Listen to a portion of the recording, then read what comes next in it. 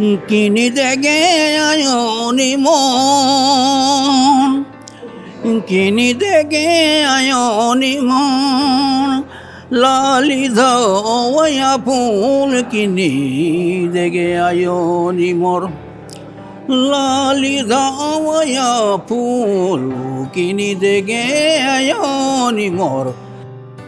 नमस्कार, इस वक्त हम मौजूद हैं एकम डायलॉग्स के उस मंच पर जहां एक साथ 11 पद्मश्री जो कि सम्मानित पद्मश्री हस्तियां हैं वो मौजूद रही और मौजूद रहे तमाम वो लोग जिन्होंने समाज में बदलाव की पहल की। बदलाव की पहल होती है तो विरोध होता है, लेकिन जब विरोध से बात नहीं बनती और बात आगे बढ़ती है तो होता है बदलाव। और इसी बदलाव की बात 2 दिनों तक इस मंच पर होती रही, जो रेडिसन ब्लू में आयोजित इस कार्यक्रम के माध्यम से लोगों तक समझने और जानने का मौका मिला। उन लोगों से हमने बातचीत की और समझने की कोशिश की कि जब बदलाव होता है तो विरोध होता है पहले, और विरोध के स्वर दबते हैं तब शुरू होती है असल बदलाव की कहानी, जिसकी इस समाज को एक लंबे समय से ज़रूरत थी। किसान हमेशा खेती करके रोते रहता है, उसको कभी आमदनी नहीं होता है। काहे कि जोड़ने पर सही में किसान को आमदनी नहीं होता है, लेकिन उसको वैल्यू एडिशन लगा दिए, माने उसका प्रोडक्ट्स तैयार करके बेचे, आमदनी तो हुआ ना। तो इसी पर हम खेती किए और उसके बाद में सेल्फ हेल्प ग्रुप बनाए 2002 में। कोई हमारा कोई एनजीओ नहीं है, बस एक सामाजिक भागीदारी है और एक साझा रणनीति के तहत हम लोग जो है गाँव ग्रामीणों को सपोर्ट करते हैं। ग्रामीण भी शिक्षा के महत्व को समझ चुके हैं। घर से महिला निकलती नहीं थी, ये दलान से वो दलान में जाने के लिए तैयार नहीं थी। उस स्थिति में हम ग्रुप बनाने के लिए महिला को एकजुट किए। एक बच्ची जब स्कूल में उसके पीरियड शुरू हुए और वो सोचने लगी कि कुछ हमारी बीमारी हो गई है, अब शायद मैं ज़िंदा नहीं रहूँगी, तो इस बात ने हमें बहुत गहरा धक्का पहुंचाया। मैं सेवा में शिक्षक के रूप में जब ज्वाइन किया तो मैंने 5-6 इनिशिएटिव लिया। धरती माता के तपन को कम करने के लिए पहला अभियान किया, शिक्षण संस्थानों को हरा भरा करने का मुहिम चलाया। देखिए इस रिपोर्ट में तमाम उन हस्तियों को जिन्होंने अपने क्षेत्र में बढ़ चढ़कर काम किया, न सिर्फ खेती किसानी बल्कि पर्यावरण के दिशा में भी बेहतरीन पहल की, और अलग अलग नामों से आज उनकी पहचान भी हो रही है। देखिए, हम तो जिस समय कोई नहीं निकला था उस समय निकले हुए थे, तो हमारी बहुत सी कार्य है जो उसमें बदलाव लाए खेत में किसान के लिए। उसमें हम खेती करके जो प्रोडक्ट्स जो तैयार हुआ उसका प्रिजर्वेशन का काम किए। देखिए, आप आलू उपजाए तो इस समय 500 रुपये कुंटल बिका रहा है, 500 रुपये कुंटल, और उसका प्रोडक्ट्स बना दीजिएगा तो 100 रुपये में 100 ग्राम होगा। तो वही काम हम किए। जो किसान हमेशा खेती करके रोते रहता है, उसको कभी आमदनी नहीं होता है। काहे कि जोड़ने पर सही में किसान को आमदनी नहीं होता है, लेकिन उसको वैल्यू एडिशन लगा दिए, माने उसका प्रोडक्ट्स तैयार करके बेचे, आमदनी तो हुआ ना। तो इसी पर हम खेती किए और उसके बाद में सेल्फ हेल्प ग्रुप बनाए 2002 में। तो हम आचार्य बनाने का काम किए। ट्रेनिंग लिए कृषि विज्ञान केंद्र से, सरंगी मुजफ्फरपुर है, और कृषि राजेंद्र विश्वविद्यालय यहाँ सरमस्तीपुर में है, वहाँ भी ट्रेनिंग लिए। तो ट्रेनिंग लेने से ये होता है कि मात्रा का जानकारी, रख रखाव का जानकारी, यदि हम बना लिए तो इस पर कितना दाम डाले, मैंने हर चीज़ से उसमें परिपक्व होता है। काहे कि गृह वैज्ञानिक रहती है, वो बताती है। तो वही हम किसानों से सामान लेते हैं और ले करके अपना अचार बनाते हैं। हर चीज़ का अचार, मुरब्बा, जैम, जेली, तिलौड़ी, पापड़ सब कुछ बनाते हैं। मैं कम्युनिटी लाइब्रेरी में काम करता हूँ और मैं एक गवर्नमेंट सर्वेंट भी हूँ, और अपने छुट्टी के दिनों में जो है अंडर प्रिविलेज चिल्ड्रन के लिए गांव में मिनी लाइब्रेरी, हाइब्रिड लाइब्रेरी में काम करता हूँ। और जैसे कि आज हम लोग देख रहे हैं कि एकम डायलॉग का कार्यक्रम चल रहा है, सीट के द्वारा आयोजित है, जो पर्यावरण को सुरक्षित और संरक्षित करने के लिए एक समर्पित समूह संस्था है। तो मैं सब उनके प्रति आभार व्यक्त करता हूँ कि उन्होंने जो है मुझे भी आमंत्रित किया। और चूँकि मेरा जुड़ाव गाँव से ज़्यादा रहा है और शिक्षा मेरा पसंदीदा क्षेत्र है जहाँ पर मैं काम करना चाहता हूँ। वर्तमान समय में आप देख रहे हैं कि शिक्षा में बहुत गैप है। जो शहरों के बच्चों को जो सुविधाएं मिलती है वो ग्रामीण क्षेत्रों के, दूरस्थ क्षेत्रों के बच्चों को नहीं मिलता है। तो मैं एक ब्रिज का काम कर रहा हूँ और अपने लाइब्रेरी वैन के मदद से और पुस्तकालय की मदद से कम्युनिटी को मैं जागरूक करता हूँ। उन्हें शिक्षा हाँ, किताबें रहती है जहाँ पर जो है किताबों के महत्व को बताने के लिए, शिक्षा के महत्व को बताने के लिए दूरस्थ ग्रामीण क्षेत्र में भी जाता हूँ। और लगभग 50 से ज़्यादा जो है मिनी लाइब्रेरी ग्रामीण क्षेत्रों और मोहल्ले क्षेत्रों में, झारखंड के लगभग 10 जिलों में हम लोगों ने मिल करके जो है जो शिक्षा को समर्पित लोग हैं, लाइक माइंडेड पीपल हैं, उनके साथ मिल करके हम लोग समूह बना करके ये कर रहे हैं। कोई हमारा कोई एनजीओ नहीं है, बस एक सामाजिक भागीदारी है और एक साझा रणनीति के तहत हम लोग जो है ग्रामीणों को सपोर्ट करते हैं। ग्रामीण भी शिक्षा के महत्व को समझ चुके हैं, वो लोग भी मदद करते हैं। और इस तरह से हम लोग सामुदायिक भवनों, बंद पड़े स्कूल भवनों और कला संस्कृति भवनों आदि में जो है ग्रामीणों की मदद से, समुदाय की मदद से एक सस्टेनेबल मॉडल के तहत जो है हम लोग लाइब्रेरी चलाते हैं। जो कि ये ज़रूरी नहीं है कि कोई मदद करे बाहर से आकर के नहीं करे, हम उनको जागरूक करते हैं और एक ऑटोनमस सस्टेनेबल मॉडल को हम लोग अभी पहुंचा रहे हैं गांव-गांव में। और आज हम लोग काफ़ी अच्छा काम करने का प्रयास कर रहे हैं और आने वाले समय में भी हम लोग बढ़िया काम करेंगे। एकम और सीड ने जो प्लेटफॉर्म दिया है, ये मनोबल को बढ़ाता है मेरी और मेरी टीम को।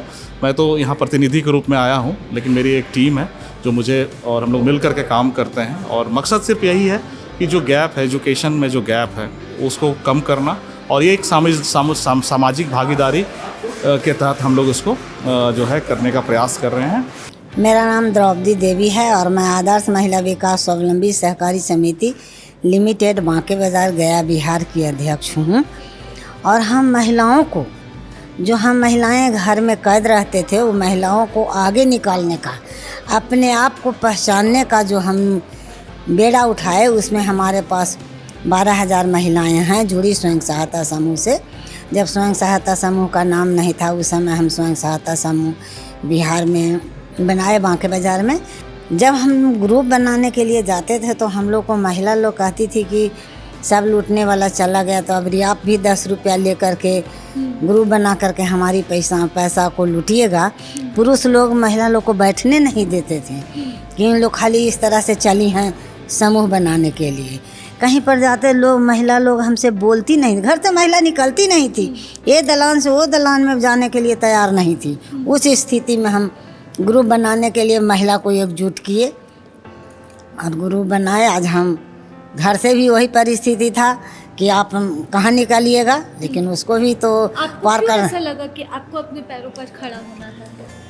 हमको ऐसा घर में जैसे काम करते करते जब हम घर से आसपास के वातावरण को देखे तो हमको लगा कि महिला को नेतृत्व करने का ज़रूरत है। मैं कुछ पढ़ी लिखी BA पास महिला थी, तो हमको लगा कि महिला को, वैसे मैं पैसे से आंगनवाड़ी सेविका भी हूँ, तो हमको महिला के बीच में काम करना था। तो हमको उसको देख करके ऐसा लगा कि इन लोग को नेतृत्व करने का ज़रूरत है, तो किस तरह से। तब हम स्वयं सहायता समूह नेहरू युवा केंद्र से सुने और सर्वे सेवा समिति हमारे पास आया। सर्वे सेवा समिति फॉरेस्ट संस्था है, उनको भी विजय महाजन जी उसको संचालक थे, तो उन लोग के नेतृत्व में फिर हम आगे बढ़े। और आज हम महिलाओं, कितनी महिलाएं हैं आज आपके साथ? हमारे साथ 12,000 महिलाएं हैं। जो अपने पैर पर खड़ी हो, अपने पैर पर खड़ी 12,000 महिलाएं नहीं हैं, लेकिन कम से कम जो 4-5 प्रोजेक्ट हम लेकर के चले। मशरूम हो गया, लेमन ग्रास हो गया, चूड़ी हो गया, डेयरी हो गया, अचार हो गया, तो ये सब अलग अलग महिला, हाँ सब काम कर रही हैं। सब कुछ ना कुछ कर रही हैं। हाँ, कुछ न कुछ कर रही ये हैं। नहीं है कि सिर्फ घर का काम कर रही है, उनके पास अपने भी खर्च के लिए पैसे नहीं, ऐसा नहीं है। इस आपको तरह कभी से ऐसा महसूस होता है कि आप पढ़ी लिखी हैं, महिलाएं भी अगर उस हद तक पढ़ी लिखी रहती तो शायद वो उनके मन में भी ये विचार रहता पहले से? हाँ, पढ़ी लिखी होती है। पढ़ी लिखी होने के साथ साथ महिला अपना जो दिमागी बात है, किस सोचने का कैपेसिटी पर निर्भर करता है कि महिला क्या सोचती है। कोई महिला है कि अपने आप को स्वतंत्र रूप से निकालना चाहती हैं, कोई महिला है कि कुछ भी हो अपना घर से नहीं निकलना है। तो वो जो मनोवृत्ति है उसको चेंज करने का हम लोग को ज़रूरत है, तब महिला अपना आगे निकल सकती है। जैसे जैसे बच्चियाँ बड़ी होती हैं उनमें हार्मोनल चेंज आते हैं और इन सभी चीज़ों पर बातचीत करना आसान नहीं है। बच्चियों के साथ हिंसा होता है, महिलाओं के साथ हिंसा होता है। उस समय हम लोग काफ़ी गुस्से में नज़र आता है कम्युनिटी, लेकिन कम्युनिटी में ये सब खामियां हैं, तभी तो जा कर के ये सब चीज़ें हो रही है। तो बचपन से ही बच्चों को इन सब चीज़ों के बारे में संवेदनशील बनाने की ज़रूरत है। तो काफ़ी सारे आइडिया थे जिस पर हमें काम करना था, लेकिन हमें समझ में आया कि एक बच्ची जब स्कूल में उसके पीरियड शुरू हुए और वो सोचने लगी कि कुछ हमारी बीमारी हो गई है, अब शायद मैं ज़िंदा नहीं रहूँगी, तो इस बात ने हमें बहुत गहरा धक्का पहुँचाया। और हमने सोचा कि जब हम लोग बाल विवाह जैसी चुनौतीपूर्ण चीज़ों पर काम करके कम्युनिटी से संवाद डाल करके उनके साथ जो कॉन्फ्लिक्ट होता है उसको रिजॉल्व करके हम लोग काम करने की कोशिश करते हैं। हमने काम किया, पिछले 10 सालों में हम लोगों ने काम किया, हज़ारों बच्चे हमारे अभियान से जुड़े। काफ़ी कुछ परिवर्तन आया है, लेकिन अभी भी काफ़ी कुछ परिवर्तन आना बाकी है। और हमें लगता है कि आने वाले 15-20 सालों तक कम्युनिटी के हर एक व्यक्ति को इसके प्रति जागरूक करेंगे, तब जाकर के जेंडर इक्वलिटी की जो बात है वो हमारे ज़मीन पर सचमुच में उतर पाएगी और महिलाएं सुरक्षित रहेंगी, पुरुष भी बराबरी महसूस करेंगे। नागपुरी का गाने का तो एक आदत जो है बचपन से ही है, क्योंकि मेरे बाबूजी उस ज़माने में नचनी नाच हुआ करता था, तो नचाने में वो एक नंबर थे। मैंने बहुत अगला डाँड़ का वो खिलाड़ी थे अखड़ा में, और उनके पीछे पीछे बहुत से लोग सीखता था, गाते भी थे, नाचते भी थे। तो और उसके बाद हमारे दादा बूढ़ा जो थे वो भी रसिका थे, है ना, आनंद नायक। तो इस तरह का हम ख़ानदानी जो हम लोग का चलते आ रहा है। तो हम भी घर में निकले, हम भाई बहन सभी से छोटे हैं, तो हमको भी काफ़ी प्यार मिला, तो हम भी गीत संगीत सीखने लगे बचपन से ही, और गाते गाते एक अच्छा कलाकार बन गए। अभी तो बहुत ज़्यादा मान सम्मान होता है, अभी तो राष्ट्रपति तक बुलाया और सम्मान दिया। तो इस तरह का है बातें। तो हमने बचपन में देखा हमारे पूज्य काका जी काफ़ी वृद्ध थे, एक दो जगह जगह पर गांव के सार्वजनिक महत्व के जगहों पर पीपल वृक्ष का रोपण, बड़ा पौधे का शिद्दत से करते थे, उनकी देखभाल। और गांव के युवा वर्ग बैठ कर के ताश खेलते थे, गपबाजी किया करते थे। पौधों को सिंचन करने का सामर्थ्य हमारे काका जी के कंधों या हाथों में नहीं था।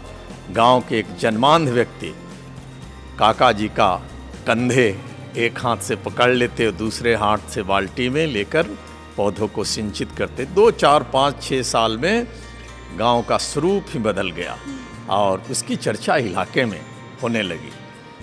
तो इस बात का मेरे बाल मन पर कहीं न कहीं असर था, मुझे भी गहरा असर था। बचपन में दिए गए संस्कार अमिट छाप छोड़ते हैं, प्रभावित करते हैं आपको, व्यक्तित्व को। तो मुझे जब अवसर हुआ, मैं सेवा में शिक्षक के रूप में जब ज्वाइन किया, तो मैंने 5-6 इनिशिएटिव लिया धरती माता के तपन को कम करने के लिए। पहला अभियान किया, शिक्षण संस्थानों को हरा भरा करने का मुहिम चलाया। हाँ, पहले अपना विद्यालय को हरितिमा से आच्छादित किया, फिर मित्र के विद्यालय को, और फिर हमारे आसपास के जितने विद्यालय थे, विद्यालय परिवार से मिला, वन विभाग से मिला, और उनको आच्छादित किया। फिर लगा कि अकेले या लोगों को प्रेरित करके आप कितनी सफलता पाएंगे। इसका बीजारोपण जैसे मेरे मन पर हुआ, बाल मन पर, विद्यार्थियों में ये संस्कार जाना चाहिए।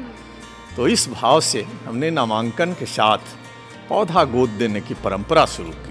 पौधा गोद देने का परंपरा मतलब एक पौधे की जिम्मेवारी, ताकि वो सालों उनसे जुड़े रहेंगे तो उनके प्रति मन में प्रकृति के प्रति प्रेम भाव का प्रस्फुटन होगा, और फिर वो आने वाले समय में पर्यावरण संरक्षण के नज़ीर बनेंगे।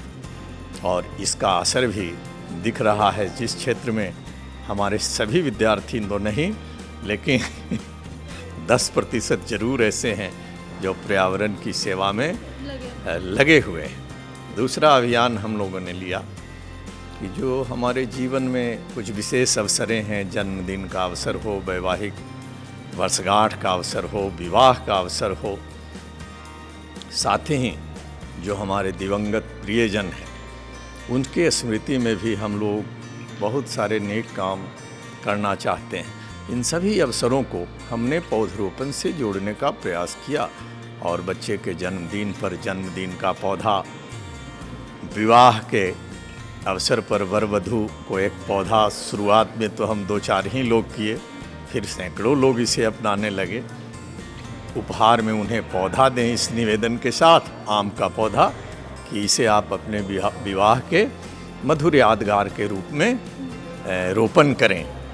उस पौधे को शुभ मान करके लोगों ने बड़ी यत्न से बड़ा किया, बड़े पेड़ हुए, उनके फोटो फल तक हम लोगों के पास पहुंचने लगे और फिर 1 से 2, 2 से 4, इस तरह से एक तरह से लोगों ने इसे अपनाया। जैविक खेती करें, गोबर खाद ला इकट्ठा करें, 6 महीने के बाद प्लाट में अपने ज़मीन में लगाएं और ऊपर से मोला ज़मीन में लगा के पूरा करी और ड्रिप से जब मल्चिंग लगाए ना तो ज़मीन ला अच्छे से रखी और मोला मजदूर कम लगी। ऐसे करते करते मैं मोला सरकार है सभी चीज़ के है दिस आमदनी में और 12 लाख के गाय खरीदी और 6 लाख आमदनी मिली मुझे। उसमें अब सब्जी प्लाट दो, मोर पास में नेट लगे हैं और मशीन आए हैं, एक से एक मशीन आए हैं और मुझे बहुत सारे अवार्ड मिले हैं। दिल्ली का लगे रहे हों, पटना भी गए रहे हों, खजुराहो भी गए रहे हों और कांकेर भी मिले, जिले से भी मिले हैं, सभी से मिले, जगह सम्मान मिले। कि जो आपने संघर्ष किया वो आपको मिल गया उसका हाँ, फल। बहुत खुशी हो, मैं सरकार को धन्यवाद देती हूँ। ये रायमती गेवरिया है, कोरापुट डिस्ट्रिक्ट से आए हैं, उड़ीसा से। हाँ, तो क्या समाज में बदलाव किया आपने जो आज यहाँ पर आप मौजूद हैं और लोगों को संदेश दे रही है, क्या बदलाव किया है समाज में? मु तो चाष करे। सो उड़ीसा के कोरापुट डिस्ट्रिक्ट में उन्होंने फार्मिंग के थ्रू ही अपना काम शुरू किया था।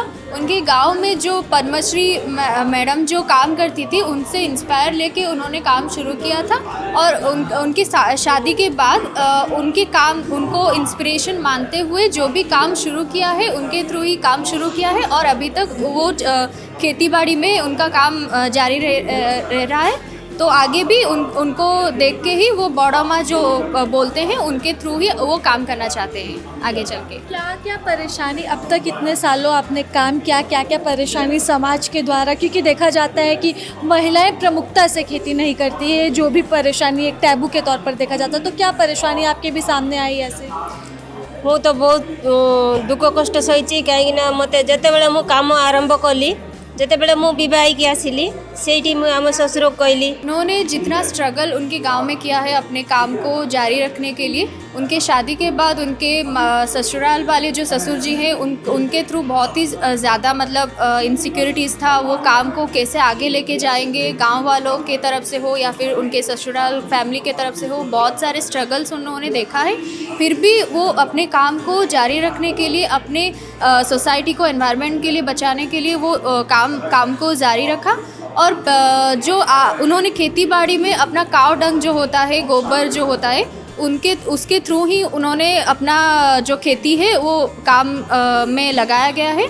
और वो चाहते हैं कि नेक्स्ट जनरेशन में जो भी यूथ्स आए हैं उनको इंस्पायर करके वो अपना काम ज़्यादातर प्रमोट कर सके। अब 2001 से लेके हम 12 से 15 हज़ार जो महिला को डाइन का करके घर से निकाल देता है, वो लोग को हम जिंदा रखे हैं, अपना जगह जगह में है।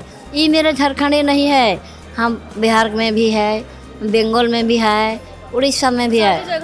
हाँ, अब बंगाल का एक मालदा बोल के एक महिला 2024 में मेरा घर में 1 महीना उसको मेरा खाने का ठिकाना नहीं, थोड़ा हम खाते थोड़ा उसको दे देते करके मैं उसको रखे थे, नाम था उसको मिनोती मर्डी। आज वो महिला को हमारा बेटा अब छोटा मोटा कहीं जॉब कर रही है, हमारा बेटा ट्रेन का रिजर्वेशन करा दिया है, उसी में उसको मालदा में हम पहुंचा दिए।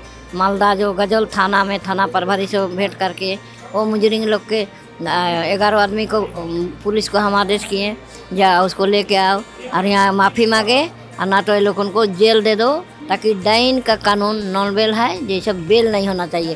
तो हाँ, नॉन बेल है। अच्छा, आप जो बदलाव किए समाज में, अपने आसपास जो बदलाव किए, महसूस करते हैं कि अब लोग सुधर रहे हैं, समझ रहे हैं? आप जिस चीज़ के लिए लड़ाई लड़े इतना, समझ रहे हैं लोग उस चीज़ को? नहीं, हम जहाँ जहाँ जा रहे हैं तो वो जगह में तो ठीक ठाक है, और बढ़िया फिर दूसरा कोई कह रहा है तो उसका लिए भी जो हमारा ऑफिस, अभी हम एक छोटा मोटा ऑफिस है हमारा ऑफिस, दो ऑफिस है, एक फ्री लीगल एड और आशा, दोनों का ऑफिस का बोर्ड हमारा ऑफिस में लटका हुआ है। आशा हमारा हेड ऑफिस सोनारी में ये में है, और रांची में बुसूर में है, और फ्री लीगल एड का जमशेदपुर में हेड ऑफिस है, ब्रांच हमारा बीरबांस में है।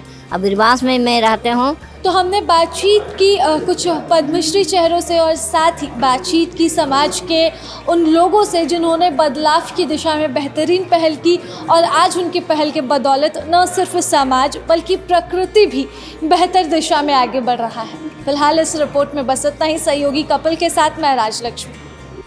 प्रभातखबर.com, विश्वास वही, रफ्तार नहीं।